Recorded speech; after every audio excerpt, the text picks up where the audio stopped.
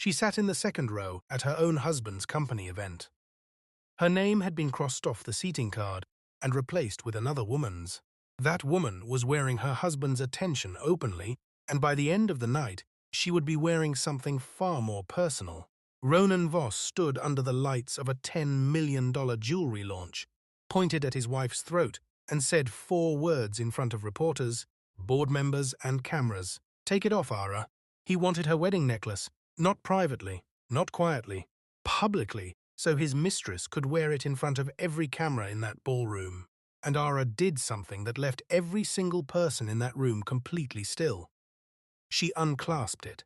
She placed it in the other woman's hand, and she whispered 5 words that nobody in that room understood yet. "I know the truth about what they did. And by tonight, everyone will." It has always belonged to the truth. The room assumed she had broken. They were wrong. What none of them knew, not her husband, not his mother, not his mistress now smiling for the cameras, was that the clasp of that necklace carried a small engraved crest. The same crest that appeared on the agreement that had saved their entire empire from bankruptcy 8 years earlier. The same crest that belonged to the holding company, controlling 76% of everything they thought they owned. And that holding company belonged entirely to Aara, the woman they had just publicly removed from her own chair at an event her money had paid for. In front of the board of a company she silently controlled. Stay with us, because what happens next in that boardroom is something every person who has ever been underestimated needs to hear from beginning to end. Before we dive deeper, let us know in the comments where you are watching from. We would love to hear from you. And do not forget to hit that subscribe button so you never miss any of our upcoming videos. At 4:57 in the morning, while the city was still dark and the Voss family estate sat quiet behind its iron gates, a woman sat alone inside a private archive office surrounded by 4 screens and a single desk lamp. Her name was Aara Valevos Voss. She was 34 years old. To the public, she was known only as the wife of Ronan Voss, executive director of Voss Marin Atelier, a fashion empire valued at $10 million and founded by his mother, Selene Voss. To the holding company's private records, she was something else entirely. She was the sole beneficial owner of Aurelian Crest Holdings, and on that particular morning, she was staring at a red warning notice telling her that 312 factory workers would lose their jobs before sunrise if someone did not act. Aara pressed her authorization card against the reader. She entered her private code. A confirmation box appeared on the screen. Emergency payment approved. The overdue factory balance, the worker payroll support, and the fabric production costs were cleared before the sun came up. No one at Voss Marin Atelier would see Aara's name in their records. The money would appear simply as strategic support from Aurelian Crest Holdings, the quiet corporate group the Voss family treated like a distant background investor. They did not know Aara owned it. They did not know that the company sitting above their empire belonged entirely to the woman they rarely allowed into financial meetings. Bram Idane, her 58-year-old private attorney and legal advisor to Aurelian Crest Holdings, entered the archive office that morning carrying a sealed grey file. He placed it on her desk and looked at the factory report on her screen. He had been warning her for months. There will always be another factory, he told her, another supplier, another payroll crisis. Selene's executives spend as though someone invisible will always save them. For years someone has. That is the problem. Aara leaned back slowly. The fatigue in her eyes came from more than one sleepless night. It came from 8 years of decisions made in silence, while other people stood in the light. Bram opened the file. Inside were ownership certificates, voting agreements, debt protections, and copies of the original rescue contract signed 8 years earlier when Voss Marin Atelier had been 1 month from complete financial collapse. "Your husband's family treats the holding company like a silent investor," Bram said. "They behave as though its emergency rights will never be used." Aara's eyes moved toward the signature at the bottom of the oldest document, her father's name. For one moment, the office disappeared around her. 8 years earlier, Ronan Voss had been 30 years old. and sitting across from Aara in a modest restaurant, turning an untouched cup of coffee between his hands. His mother's fashion company had been weeks from collapse. Banks had refused another loan. Suppliers were demanding payment. Ronan had been carrying the weight of a family name that was about to mean nothing. "I do not want you to think I am weak," he had told her. Aara had taken his hand. "I think you are trying." That night, after leaving the restaurant, Aara had called Bram and her father. Ronan never learned that her father, Alden Vale, the 63-year-old founder of Aurelian Crest Holdings, had authorized the company to purchase the dangerous debt only weeks before his death. He never learned that the holding company had protected the trademarks, cleared the workers' wages, and allowed Selene to remain the public founder of an empire she would have lost without outside intervention. After Alden died, ownership of Aurelian Crest passed fully to Aara, and she asked Bram to keep her identity hidden. She wanted Ronan's love to remain separate from her wealth. Her father's final words had guided that decision. He had told her from his hospital bed, "Do not reveal power too early. Let people show you who they are when they think you have none." At the time, Aara had believed Ronan would pass that test. She was no longer certain. Bram closed the file. "You can take control today," he said. Aara shook her head. "I married Ronan before the magazines, the awards, and the expensive parties. He loved me when he believed neither of us had anything." Bram's expression softened. "Or he loved you before he thought he had better options." The words were quiet, but they reached somewhere she had been careful not to look. Aara stood and gathered her coat. "I will not judge my marriage through fear. I will judge it through evidence." She left the sealed file on the desk and walked out into the early morning. An hour later, she entered the breakfast room at the Voss family estate. Ronan sat at the long table, reading messages on his phone, already dressed in a fitted suit. Selene sat across from him, reviewing launch photographs for that evening's event. Neither of them knew the factory crisis had already been resolved. Neither of them knew who had resolved it. "The bridal fabric supplier nearly caused a disaster," Selene said. "Fortunately, the holding group released support this morning. They clearly still believe in my leadership." Aara took her seat quietly. Ronan did not look up. "We have a finance briefing after breakfast," he said. "You should go home before it starts." Aara turned toward him. "Why?" "Those rooms are complicated." Selene gave a soft laugh. "Aara is sweet, Ronan, but she is not built for empire decisions. Let her enjoy the beautiful side of the business." The beautiful side. They meant the gowns, the photographs, the parties. Not the debts she cleared. Not the workers she protected. Not the ownership papers carrying her signature. Aara lowered her eyes and allowed them to believe her silence meant agreement.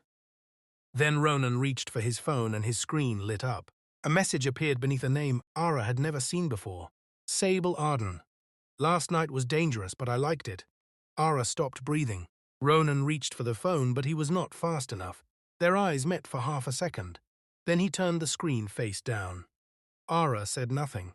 Her fingers rose slowly to the wedding necklace resting at her throat. And somewhere beyond the breakfast room, preparations were already beginning for the Legacy Stone jewelry launch, the event that would bring Sable Arden directly into the center of everything. Sable Arden was 31 years old. She had been hired as a luxury branding consultant for the launch. She was also, as Aara had just confirmed, in a private relationship with Ronan. Later that morning, Aara was sent by Selene to deliver an old fabric ledger to the jewelry showroom personally. Ronan's message reached her phone before she stepped fully through the door. "Leave the ledger outside, Aara. Do not come in." She paused behind a tall display wall covered in white silk. Through a narrow gap in the fabric, she saw Ronan standing beneath the bright showroom lights. In front of him stood Sable Arden. Ronan was fastening a diamond bracelet around Sable's wrist. His attention was entirely on her. Sable's free hand rested against the front of his suit, as though she had done it many times before. After the launch, Sable whispered, "Everyone will understand where I belong." Ronan lowered his voice. "Let me handle Aara." The ledger felt heavy in Aara's hands. She had been holding space for doubt all morning. She had told herself there could be explanations, that messages could be misread, that moments could be taken out of context. There was no innocent explanation for what she was watching. Sable lifted her wrist to look at the bracelet. She still thinks being your wife gives her a place here, she said. She will understand soon enough. Aara stepped backward before either of them could turn. She walked down the corridor, past two assistants, and entered an empty fitting room. Only there did she place the ledger on a table and press both palms against the edge to steady herself. A knock sounded before she could fully collect herself. Iris Vanara entered. She was 36 years old, Aara's private assistant, a former Voss Marin accounting coordinator, and the current authorized compliance liaison for Aurelian Crest Holdings. She had left Voss Marin Atelier 2 years earlier after refusing to alter a supplier report for Dax Voss, Ronan's younger brother. One look at Aara's face and Iris closed the door behind her. What happened? Aara glanced toward the corridor. I saw them. Iris did not ask who. Her expression tightened. She had been concerned about Sable's access to Ronan for several weeks. I am sorry, she said. Aara touched her wedding necklace. Do not be sorry yet. First tell me why you came. Iris placed a set of printed invoices on the table. Several expenses from the jewelry launch had been divided between companies with different names. They looked like payments to lighting contractors, jewelry security specialists, and international publicity firms. But the registered addresses were inconsistent. Two companies shared the same office location. Another had been created only 4 months earlier. The largest payment had gone to a company called Ardan Lux Advisory. Iris tapped the name. Sable is connected to it. Aara studied the payment total. Does Ronan know his authorization code approved 2 of the transfers? The personal situation had now crossed into a financial one.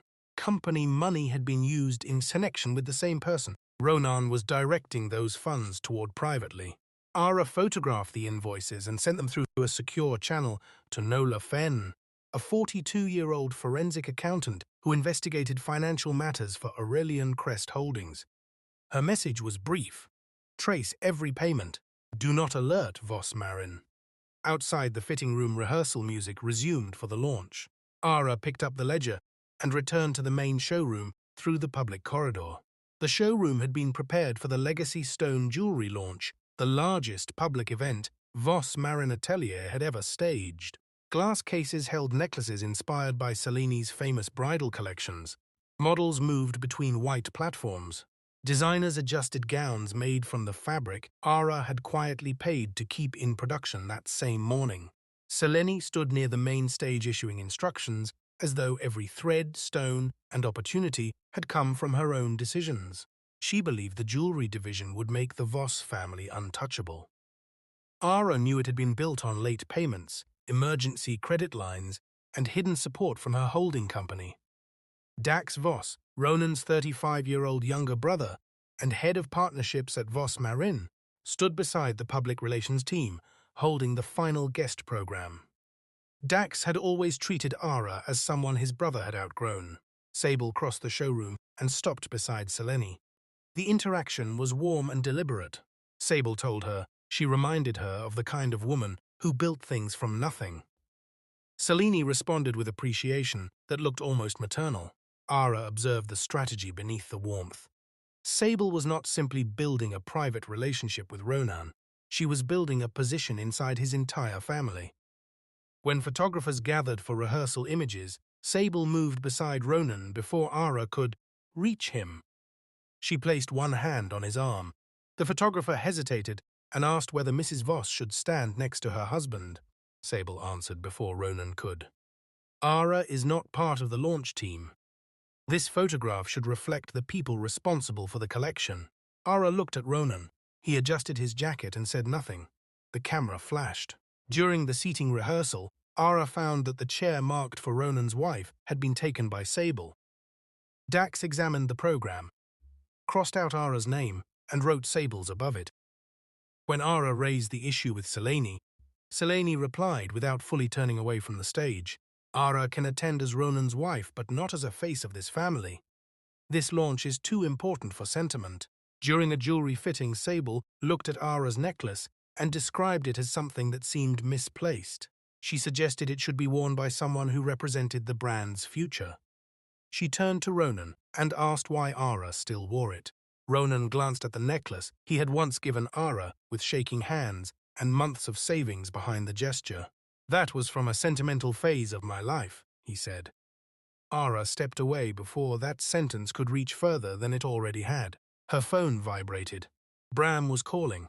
She answered from behind the glass dividing the showroom from the design office. The emergency authority clause has been verified, he told her. If Nola confirms one more qualifying financial violation, Aurelian Crest can take control of company operations. Through the glass, Aara watched Ronan laugh as Sable stood beside him. Dax joined them. Selene directed a photographer to capture the image of her family's future. Not one of them looked toward Aara. Not one of them knew the woman and they had moved to the edge of the room, held the authority to remove all of them from it. Aara touched the hidden crest behind her necklace clasp and let the evening continue. Beyond the glass, Sable looked directly at the necklace and smiled as though she had already decided it would belong to her before the night was over. The ballroom that evening was exactly what Selene had planned. Glass display cases held diamond pieces and sapphire collections. Models moved in flowing gowns made from fabric, whose factory Aara had funded before sunrise. Champagne moved through the crowd on silver trays. Investors discussed expansion timelines. Reporters praised the Voss family legacy. Aara arrived quietly in a simple dark blue dress. Several guests whispered among themselves. She heard them. She kept walking. Her name was not in the front seating row. Her chair had been placed in the second row behind junior executives and a fashion blogger. The space beside Ronan carried Sable's name. Dax noticed Aara looking at the card. He said loudly that she should not make the evening awkward because it was about people who added value. Several nearby guests turned. A reporter lowered her voice recorder but did not switch it off. Aara looked at Ronan. He heard his brother. He said nothing. He adjusted his cufflinks and looked toward the photographers. Aara sat in the second row. Near the back of the ballroom stood Bram. He had attended under the formal invitation issued to Aurelian Crest Holdings' legal office. To the Voss family, he was simply an attorney representing a corporate investor. Only Aara knew what he was actually there to document. The main presentation began. Selene spoke about legacy and family. Ronan followed and spoke about a new generation of leadership, while Sable stood beside him for every camera. After the speeches, a reporter noticed Aara's necklace and said it was beautiful. Before Aara could respond, Sable moved closer. "No," Sable said. "It is only sentimental." She looked at Aara steadily. "It is somewhat out of place for someone whose marriage already appears abandoned." The words were spoken at just the right volume. Several guests reacted. Selene turned toward a display case. Ronan's expression tightened, not because Sable had insulted his wife publicly, but because the comment had revealed the condition of his marriage to people whose impression he wanted to manage. "Aara," he said, "do not create a scene." She had not said a word, and still he directed the discomfort toward her. That was the moment something inside Aara became settled. Not healed, not cold, simply finished. Ronan returned to the stage for a final announcement. He called Aara's name, and she walked forward. He gave her a smile that did not connect with his eyes. "As we enter a new era," he told the crowd, "we must understand that old symbols sometimes need to be passed forward."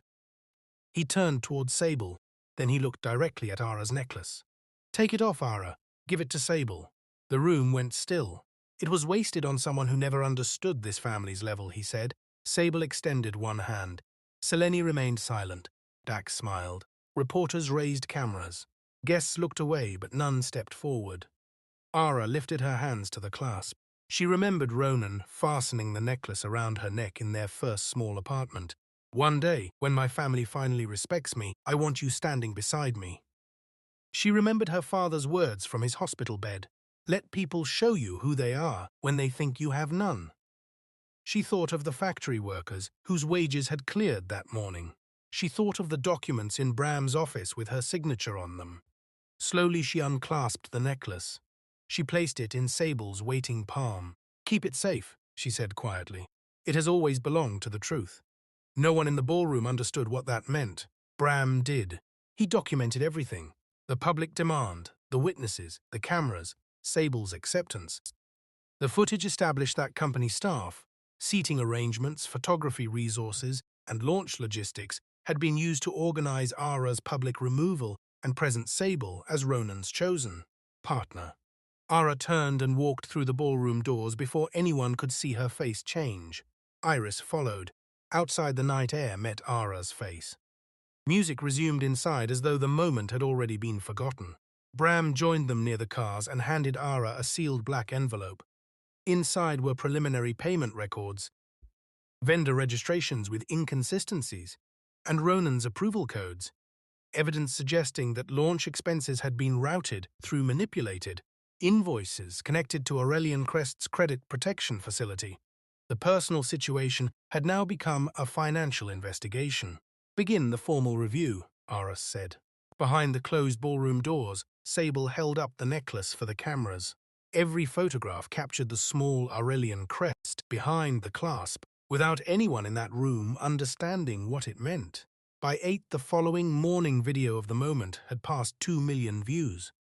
Fashion blogs slowed down the footage frame by frame. Commenters attached labels to Aara that were unkind and inaccurate. Aara sat in the private archive office, watching the clip without sound. Her computer showed 3 urgent notices. A supplier was filing a formal complaint.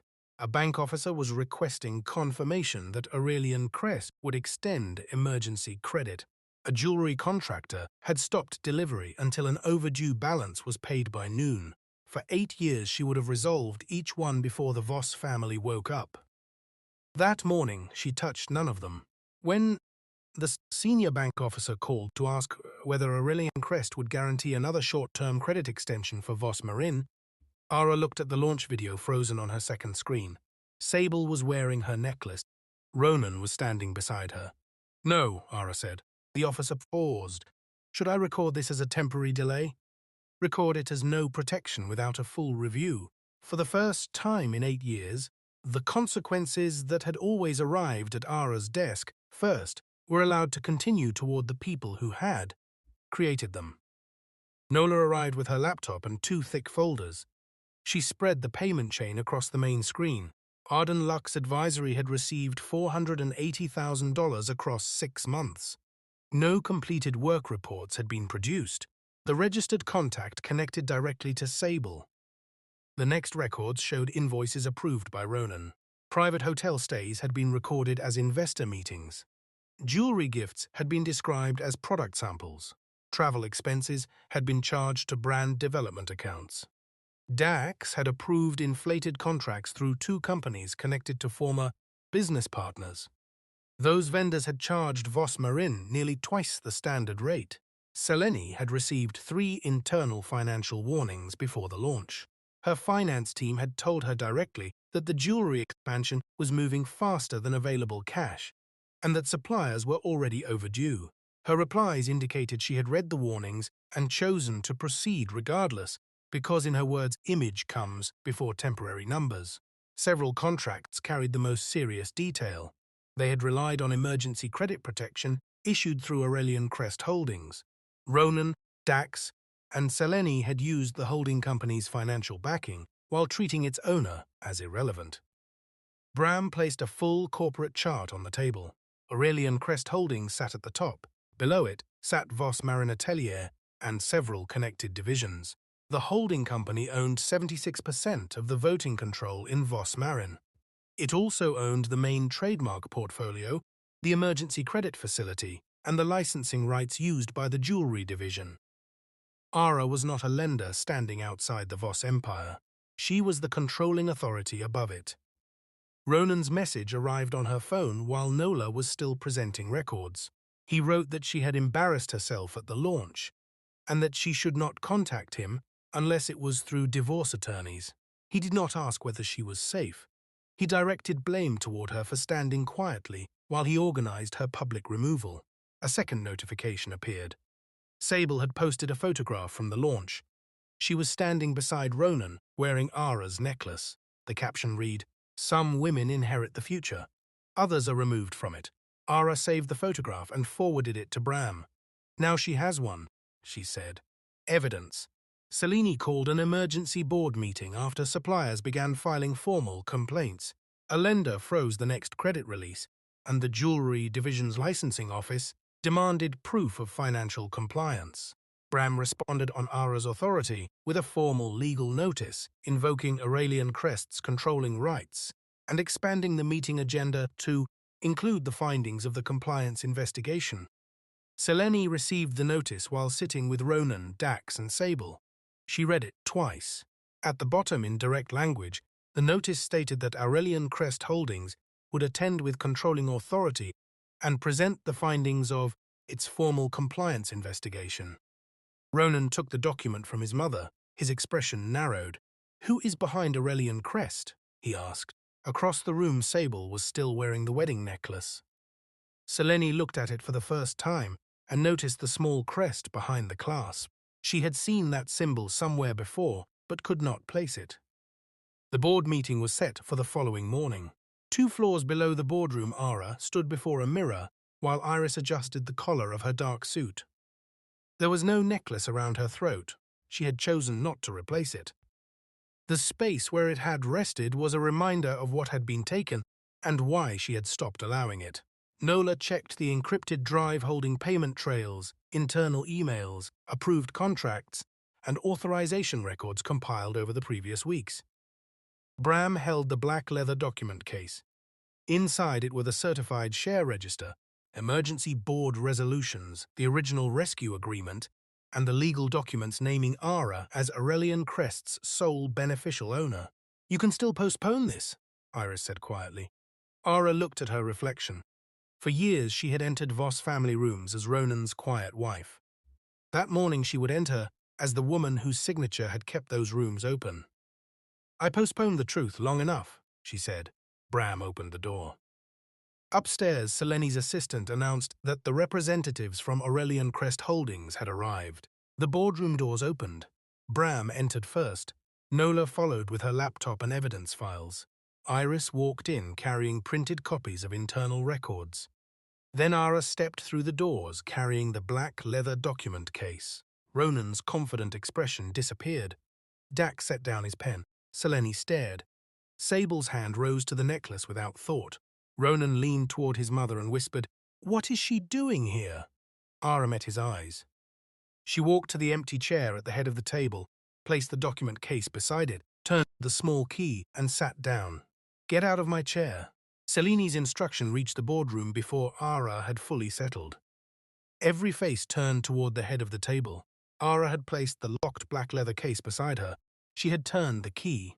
She had lowered herself into the chair Selene had occupied for years without challenge. She did not appear unsettled. She did not appear defensive. That stillness, more than anything else, altered the atmosphere in the room. Selene moved toward her. "This is a private board meeting," she said. "You have no position here." Aara folded her hands on the table. "I was formally invited." "By whom?" "By Aurelian Crest Holdings." Selene gave a short, dismissive sound. "You do not represent Aurelian Crest." Bram stepped beside Aara before Selene could direct security. "She does more than represent it." The room became still. Bram removed the first document packet from the case and placed it at the center of the table. It carried official authentication and the name Aurelian Crest Holdings across the top. Selene looked at it without touching it. "What is this supposed to prove?" "This is the current corporate registry extract and certified share register for Aurelian Crest Holdings," Bram said, "both verified this week by independent outside counsel." Ronan leaned back in his chair. A slow smile crossed his face, not because he understood the document, because he believed the moment was manageable. "You came here pretending to own an investment company?" he asked Aara. "Is this your response to what happened at the launch?" Aara said nothing. Ronan looked around the table, expecting the directors to share his certainty. None of them did. Bram placed the second document beside the first. "This is the controlling interest agreement between Aurelian Crest Holdings and Voss Marinatelier." Selene's expression shifted. She recognized the format. The agreement had been executed 8 years earlier, during the most severe financial period in Voss Marin's history. Selene had received the full document at the time. She had been focused on the rescue terms and had relied on her legal team to review the conditions. She had not studied the ownership section carefully. She had been too close to losing everything to slow down. Bram directed the table's attention to the ownership clause. Aurelian Crest holds 76% of the voting rights in Voss Atelier. Dax pushed his chair back. That is not possible. My mother founded this company. Founding a company and maintaining control of it are separate legal positions, Bram replied. Seleni picked up the document. Her eyes moved quickly across the language. The agreement stated that she could remain the public founder and chief creative leader provided the company met its financial and legal obligations. It also gave Aurelian Crest the right to replace executives, freeze spending decisions, protect trademark assets, and assume direct operational control if serious violations occurred. Seleni's signature appeared at the bottom. She had signed it. 8 years earlier, in a private office with her company 1 month, from insolvency she had signed every page. Bram reached into the case for the third document. It was shorter than the others, but the silence it produced was heavier. This is the beneficial ownership declaration for Aurelian Crest Holdings. He turned the document so each board member could read the name printed at its center. Aara Valevos Voss, sole beneficial owner. For several seconds no one moved. Sable's fingers tightened around the necklace at her throat. Dax stared at Aara as though the person sitting at the head of the table had changed identity in front of him. Seleni read the name twice. Ronan spoke first. His voice had lost its earlier composure. This is a fabricated document. Aara does not own anything. She has never worked inside a serious company. She does not even attend our financial meetings. Aara looked at him directly. You made certain I did not attend yours. That does not make you an owner. No, the records do. Nola connected her laptop to the boardroom display. A corporate structure chart appeared on the large screen. At the bottom sat the bridal division, the jewelry division, the retail operation, and the manufacturing contracts, all connected to Voss Atelier. Above them sat Voss Marin. Above Voss Marin sat Aurelian Crest Holdings. Nola opened the certified corporate registry, then Aurelian Crest's shareholder register, then the probate and succession records from Alden Vale's estate, all verified by independent legal counsel. The chain was documented at every level. Aurelian Crest held the voting shares in Voss Marin. Ownership of Aurelian Crest ended with Aara. Her signature appeared on emergency credit approvals. Her authorization number appeared on supplier payments. Her approval had protected the trademark renewal Seleni had claimed as one of her most significant business decisions. Nola displayed the payment made to Mara Kells's factory before sunrise 2 weeks earlier. The 312 workers had continued working because Aara had authorized the funds. Mara Kell sat at the table as the supplier representative. She was 47 years old, the owner of the bridal fabric factory. Her workers had spent weeks uncertain about their wages. She looked from the screen to Aara. You saved my workers, she said. Aara's expression softened slightly. I made certain they were paid for work they had already completed. Mara lowered her gaze. Seleni remained standing beside the chair. She could no longer occupy without permission. Her face had gone pale. When she spoke, the question was different from anything she had asked Aara in years. Why? She said. It was the first honest question. Aara looked at the rescue agreement on the table. 8 years ago, she said Voss Marin was 1 month from insolvency. Bram explained the structure. Aurelian Crest had purchased the dangerous secured debt, paid key suppliers, protected the trademark portfolio, and provided Voss Marin enough operational support to continue. The conditions had allowed Seleni to remain the public founder and creative lead. The controls had remained in place from that moment forward. I thought the investors believed in me, Seleni said. They believed the company could survive, Aara replied, but only with proper controls in place. Seleni had appeared on magazine covers after the rescue. She had received industry awards. She had given interviews about building a legacy through determination. Aara had never corrected the public record. After Alden passed, every protection behind Voss Marin carried Aara's personal approval. Ronan stared at his wife. Why would you hide this from me? Pain moved through Aara's face, but her voice remained steady. Because I wanted to know whether you could love me without knowing what I owned. Ronan looked away. She had given him 8 years to answer that question. He had answered it on a stage in front of cameras. Sable stood abruptly. This has nothing to do with me. Aara's eyes moved to the necklace. It has more to do with you than you realize. Sable placed one hand over the clasp. You gave it to me. Aara spoke without raising her voice. I handed it over under conditions created by my husband in front of his family, company staff, reporters, and invited guests. I am now asking for it back. Sable looked toward Ronan. He gave no response. The necklace had felt like a victory at the launch. Now every person in the boardroom was looking at it. Bram addressed Sable directly. The launch footage has been preserved as part of the formal record. Until the matter is resolved, or you return the necklace voluntarily, it must not be sold, altered, or represented as company property. Sable's expression tightened. She did not remove it. Bram opened the rescue agreement to its final execution page. A small crest appeared beside Alden Vale's signature. The symbol engraved behind the clasp of that necklace, he said, is the Aurelian family seal. It is the same seal used on the agreement that provided the financial foundation for Voss Marina Tellier's survival. Sable's hand moved slowly toward the clasp. For the first time since the launch, something in her composure shifted. The necklace was not the legal basis for Aara's ownership.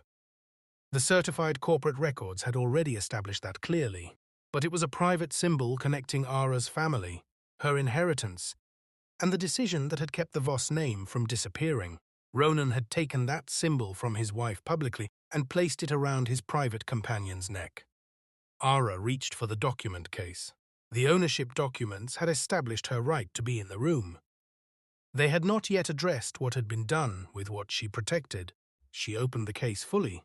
Inside were audit reports, payment trails, internal communications, vendor contracts, photographs of Sable wearing the necklace, and a preserved copy of the launch footage. Ronan's face changed when he saw his authorization codes marked across multiple pages. Dax recognized the vendor names beside his own approval records. Selene saw printed copies of the financial warnings she had marked as received. Sable noticed the registration documents for Arden Lux Advisory. Aara placed both hands flat on the table. Her voice was measured and clear. Now we discuss what was done with what I protected. On the screen behind her, Nola opened the first payment record. Ronan's name appeared at the top. That payment covered a bracelet, Nola said. Her delivery was factual and direct. On the large boardroom screen, a transfer of $48,000 appeared beside Ronan's electronic authorization signature. The expense had been recorded as a payment for international jewelry research. Nola opened the receipt attached to the invoice. The funds had purchased the diamond bracelet Ronan had fastened around Sable's wrist in the launch showroom 2 weeks earlier. Several board members responded at the same time. Garen Pike, the 54-year-old restructuring officer representing Voss Marin's main lender, pushed his financial report aside. Mara Kells looked at Ronan with an expression that communicated no further words were needed. Ronan straightened. That is being taken out of context. Nola opened the next record without comment. A private hotel reservation had been recorded in company accounts as an investor relations meeting. The guest details showed Ronan and Sable. No investors had been present. The third record documented travel expenses charged to the brand development account. The fourth showed clothing ordered for Sable, but listed as product samples for the jewelry division. Each document carried dates, invoice numbers, account identifiers, and Ronan's approval code. That was part of her consulting scope, Ronan said. Sable turned toward him sharply. You told me those expenses were properly approved. They were approved because I understood them to be necessary. Her posture changed. You signed them yourself. The cooperation between them began to fracture, while the board was still reviewing the first set of records. Aara observed this without expression. The evidence had not been assembled to produce an emotional reaction in the room. It had been assembled to produce an accurate record. Nola changed the display. A collection of vendor entities appeared. Arden Lux Advisory sat at the center, with 2 connected companies on either side. Sable received $480,000 across a 6-month period through this structure, Nola said. No completed work documentation was submitted. The procurement review process required by company policy was not followed. Several invoices were created after the corresponding payments had already been authorized and released. Sable's composure visibly shifted. That company is a legitimate consulting entity. Then account for its registered address, Aara said. It was the first question she had asked since the presentation began. Sable looked at the screen. The registered address belonged to a private mailbox inside a commercial shipping facility. Aara did not characterize what she had found. She asked only, "Did you receive this money?" "For consulting services provided," Sable said. "Did you submit the deliverable reports required under your contract?" "I worked directly with Ronan on all engagements." That was not the question. Sable looked toward Ronan for support. Ronan did not meet her eyes. Nola opened the next exhibit. Spending connected to Sable's private jewelry capsule had been divided among packaging vendors, design invoices, and licensing documentation, none of which had been authorized through a formal board process. Sable had executed correspondence signing herself as future brand director, a position that did not exist in the company's organizational structure and had never been approved by the board. Aara placed a printed copy of one such email in front of Sable. "Did you sign this?" Sable looked at her own name at the bottom. "Yes, but Ronan had indicated." "Thank you," Aara said, and moved to the next file. The discipline of the process was itself a form of documentation. Each answer either confirmed the record or introduced a new inconsistency. Aara gave the evidence room to speak without amplifying it. Nola displayed the partnership contracts approved by Voss. One staging company had invoiced at nearly double the standard market rate. A security vendor had billed for 30 personnel, though the attendance and access records showed 16 present at the event. A display materials supplier operated under the control of a former business associate of Dax. Dax leaned forward. Those vendors were selected under scheduling pressure. We had firm deadlines. Aara opened a competing vendor proposal that had been submitted during the same selection period. The alternative had offered comparable scope at less than half the cost. "Did you review their submission?" she asked. Dax paused. Their quality level was lower. "Did you inspect their prior work directly?" He did not answer. "Did you disclose to the board your prior relationship with the vendor whose contract was awarded?" It was not a material connection. Bram placed a signed conflict of interest policy on the table. Dax's signature appeared below the clause requiring disclosure of all relevant prior business relationships. "Did you sign this policy?" Aara asked. "Yes." "Did you follow it?" Dax did not respond. His silence was recorded in the room. Nola returned to the internal communications. 3 separate financial warnings had been sent to Seleni in the months before the launch. The first advised that available liquidity was insufficient to support the jewelry division expansion at the proposed pace. The second documented supplier arrears. The third stated explicitly the continued spending without formal written approval from Aurelian Crest would trigger the emergency rights defined under the controlling interest agreement. All 3 had been directed to Seleni. Her responses and forwarding records established that she had read each one. Seleni drew herself upright.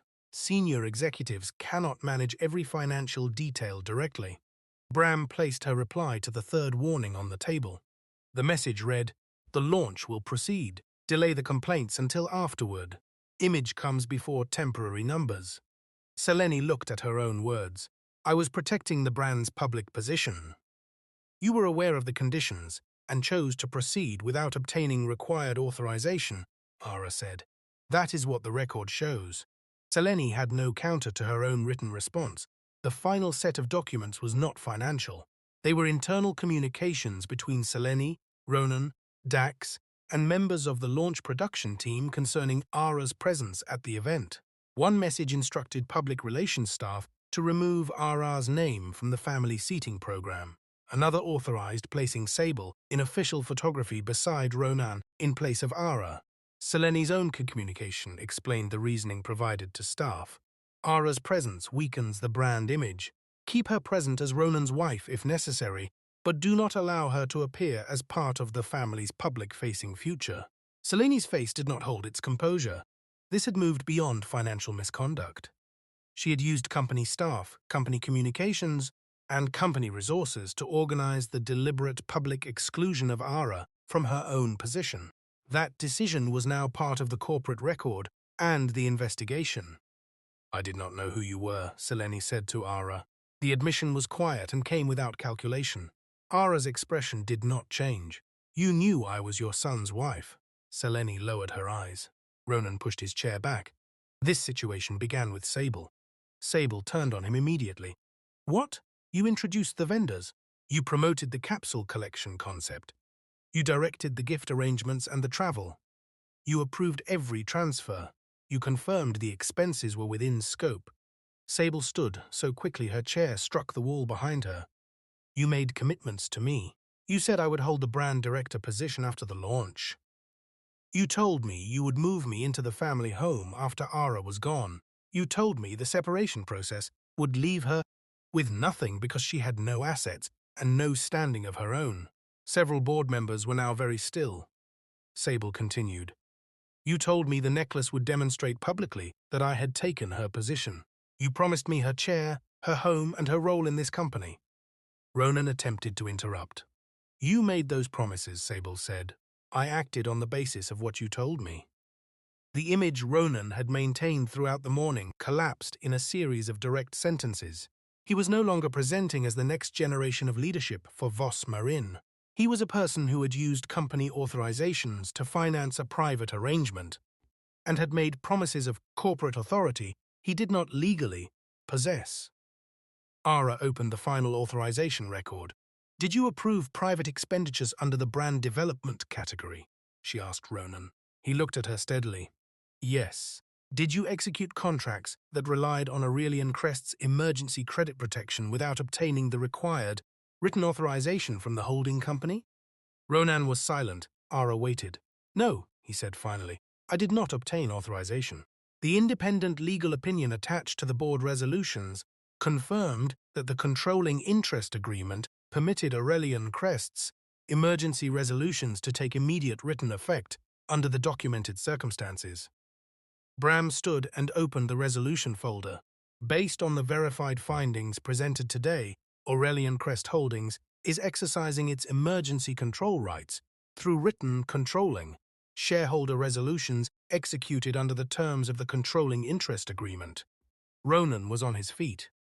You cannot take my family's company. Aara looked at him without raising her voice. It was never yours to lose. Bram lifted the first resolution and began to read. Effective immediately, Ronan Voss is removed from all executive positions within Voss Marin Atelier. The words settled across the boardroom with the weight of a formal verdict. Ronan stared at Bram for 1 full second. Then his chair fell backward. You do not have the authority to do this. The 2 security officers standing near the boardroom entrance moved several steps closer. They had been authorized before the meeting began under Aurelian Crest's emergency control provisions.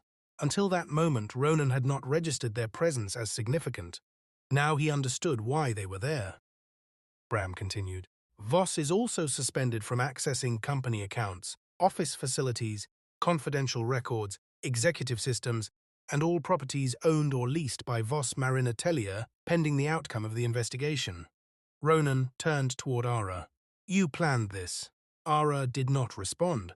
The records had produced this outcome. His authorization codes had produced it. His use of company funds had produced it.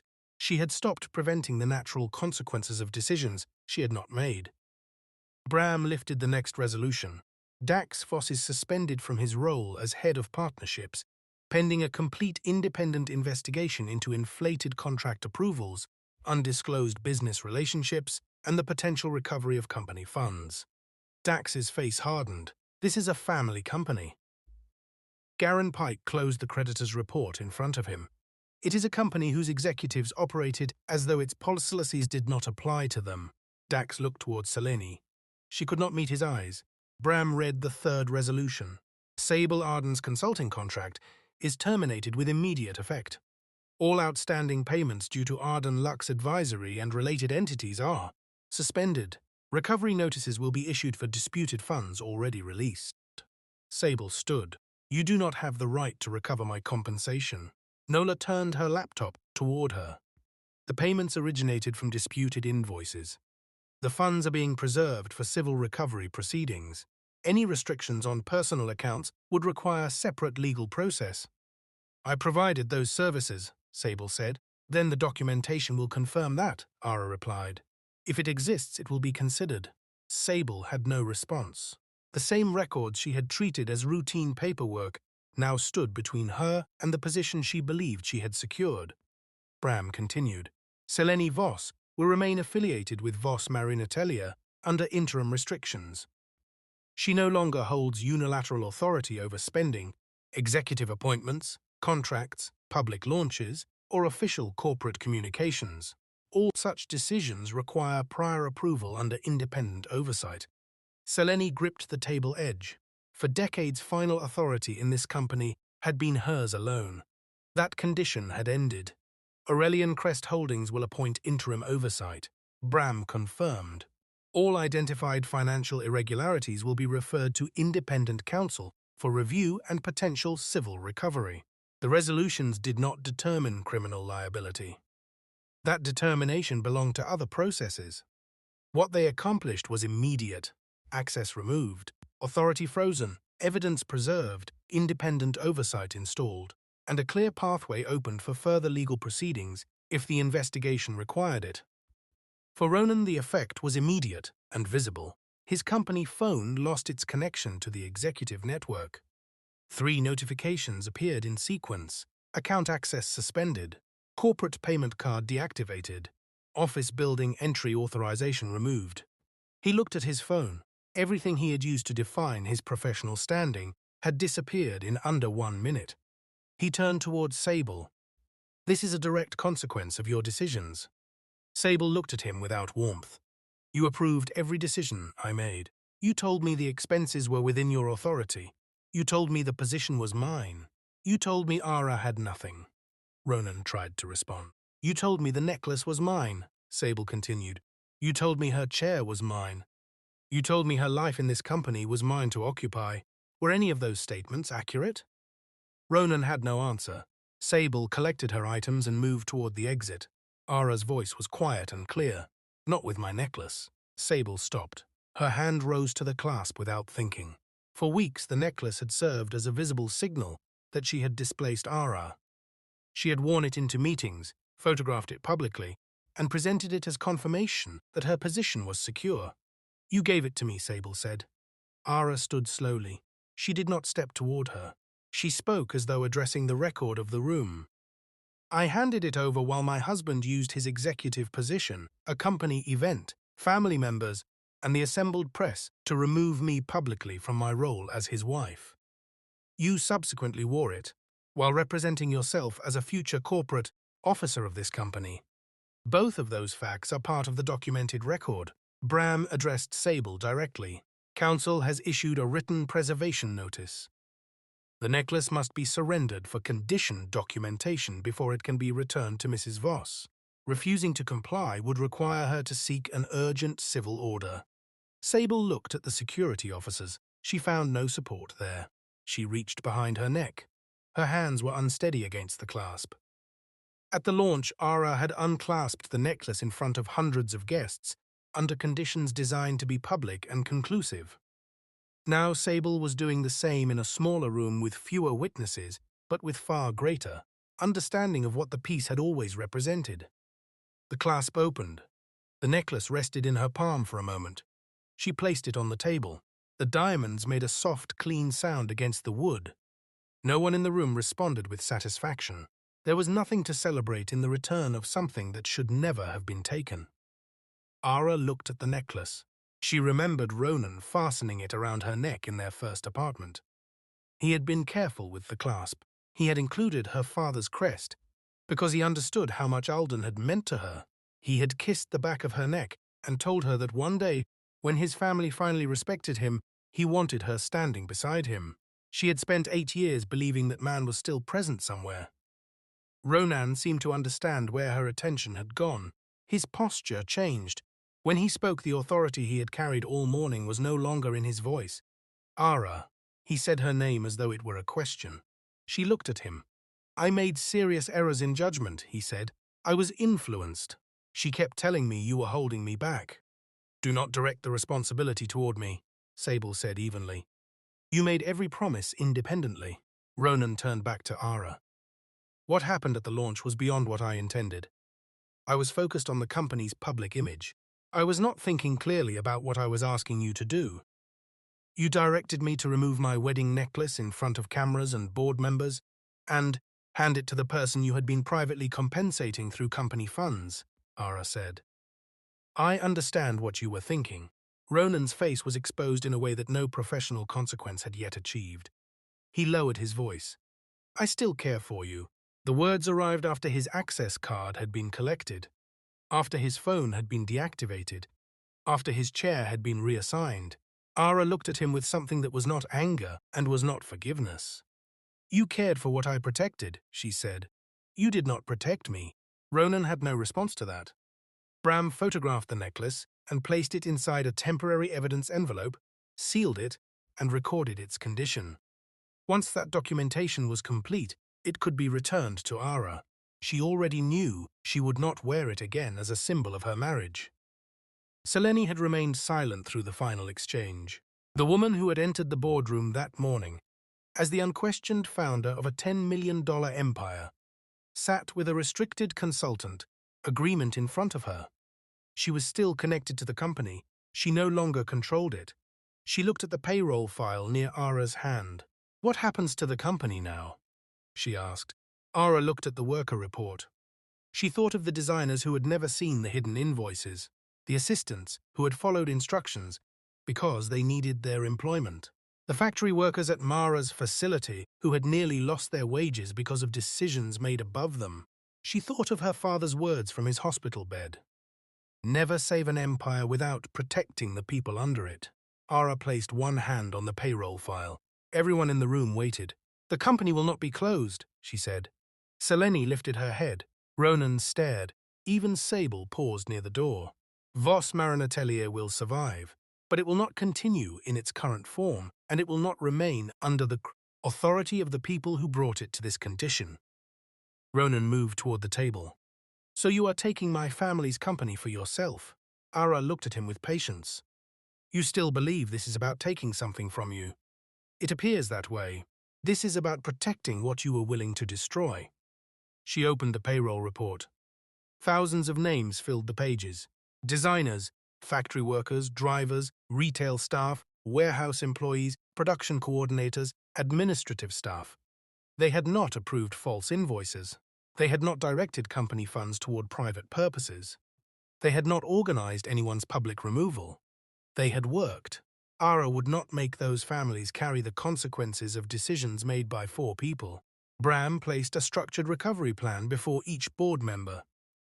The first resolution protects all employee payroll for the following 6 months, Aara said.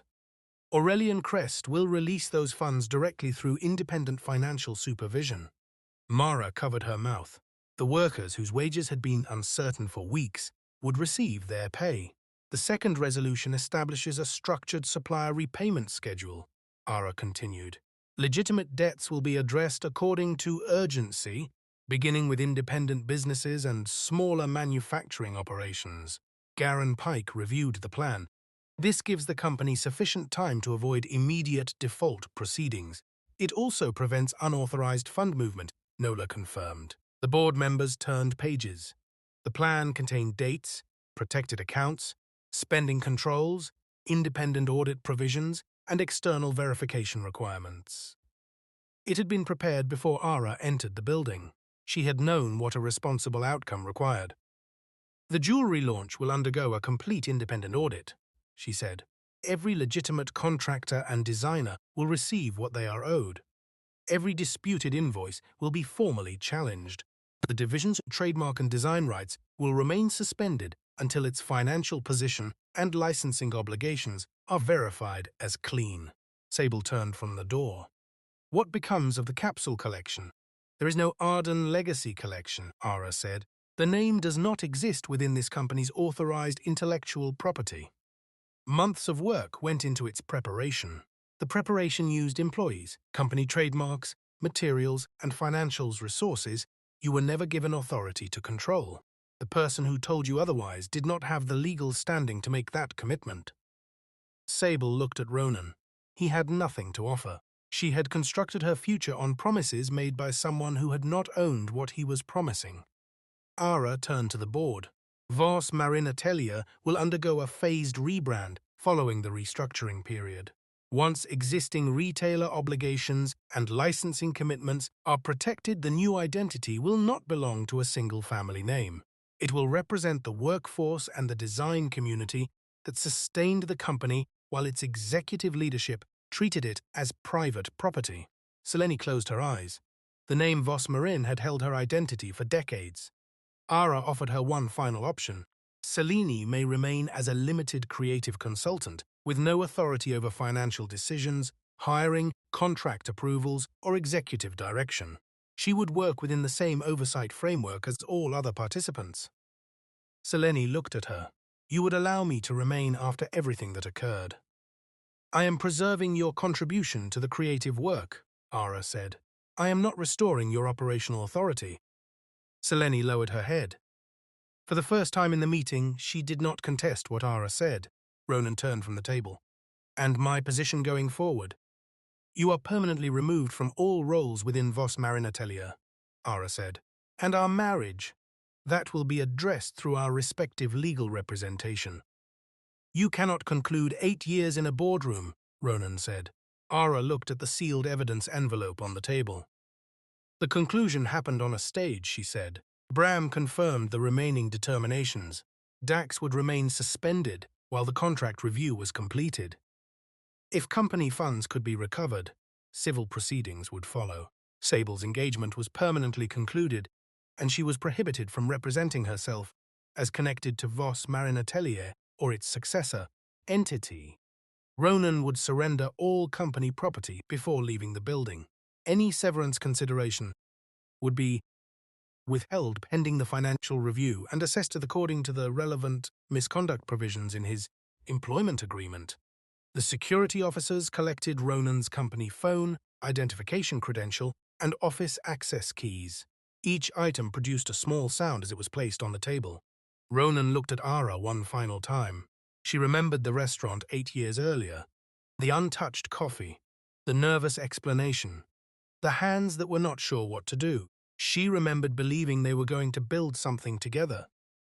Part of her still grieved for the person he had been in that moment, but grief was not a reason to return. Ronan walked toward the boardroom doors. Security accompanied him to the ground floor lobby where reporters had gathered after learning that Aurelian Crest Holdings had invoked emergency control. Questions came immediately. Mr. Voss, have you been removed from your position? Were company funds used in connection with your personal arrangements? Is your wife the owner of Aurelian Crest Holdings? Ronan walked without answering.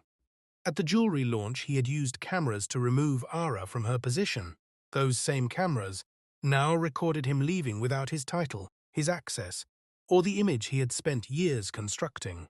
Dax followed several steps behind. No one in the lobby directed questions toward him. Sable was escorted out next. The individuals who had praised her presence at the launch 2 weeks earlier created visible distance. The public relations and staff member who had once described her as the future face of the brand indicated to a reporter that their professional interaction had been minimal. A designer declined to be photographed near her. The people who had participated in Aara's public removal stepped away from Sable the moment her utility ended. She left without the necklace, without a contract, without Ronan waiting for her. Inside the boardroom, Bram opened the sealed evidence envelope after completing the required documentation. He placed the necklace in Aara's palm. The diamonds and sapphires rested across her hand. For years it had carried the meaning of a promise.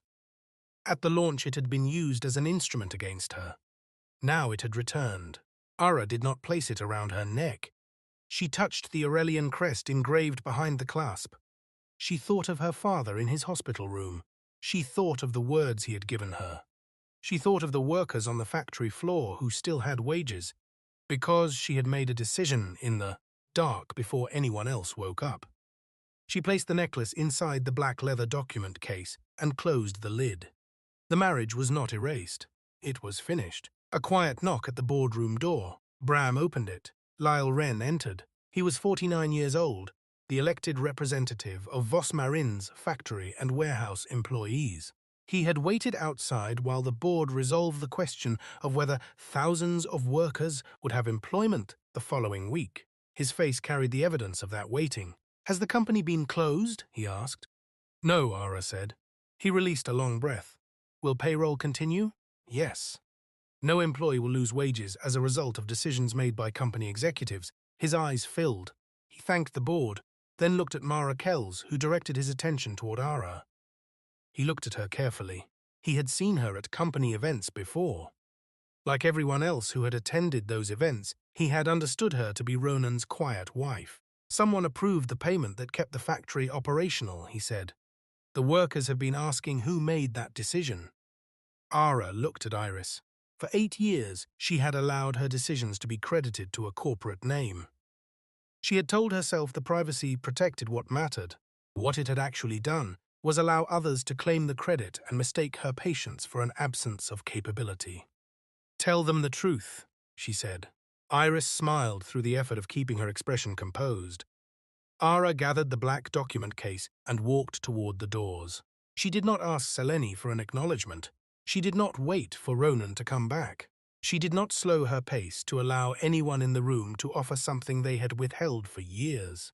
Behind her, Selene sat with the restricted consultant agreement open in front of her. Dax's chair was empty. Ronan's had been cleared. The space where Sable had placed herself had already been reclaimed.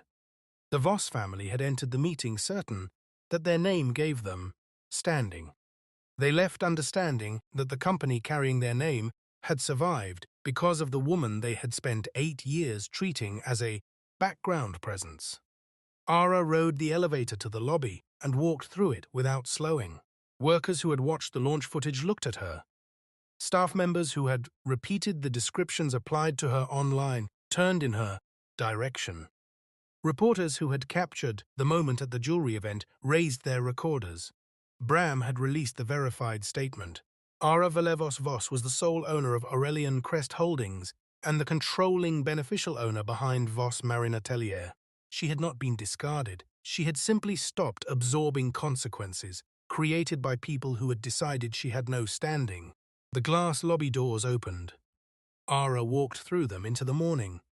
Behind her, Iris received the first message from the production floor. The workers were gathered beneath the company sign, waiting to meet the person whose decisions had kept it standing, while the family, whose name it carried, had treated it as their private property. The necklace was inside the document case. The power it had all symbolized was walking out the front door, and this time everyone knew exactly whose it was. If this story stayed with you, if you have ever quietly held something together while others took the credit, share this video with someone who needs to hear it today. Comment the word truth below if this story reached you.